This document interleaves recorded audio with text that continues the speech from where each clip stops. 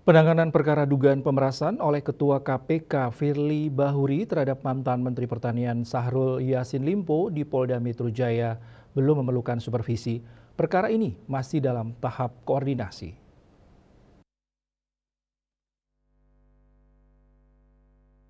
Direktur Koordinasi dan Supervisi Wilayah 2 KPK Yudiawan usai rapat koordinasi dengan Polda Metro Jaya dan Barreskrim Polri di Gedung Merah Putih KPK Jakarta Selatan, dikutip dari kantor berita Antara menyampaikan apresiasinya terhadap Polda Metro Jaya dan mengungkapkan salah satu bentuk koordinasinya adalah transparansi dan saling tukar informasi mengenai penanganan perkara terkait.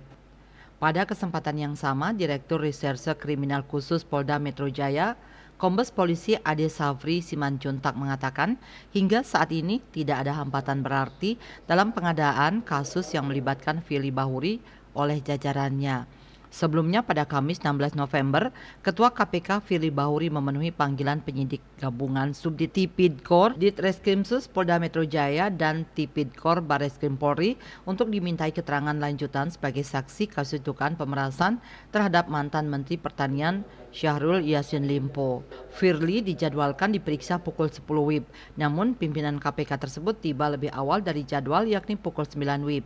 Seperti sebelumnya, kedatangan Firly di Barreskrim Polri tidak terdeteksi oleh media yang sudah menunggu. Firly juga kembali menghindari cegatan wartawan usai menjalani pemeriksaan di ruang Direktorat Tindak Pidana Korupsi Badan Reserse Kriminal Polri.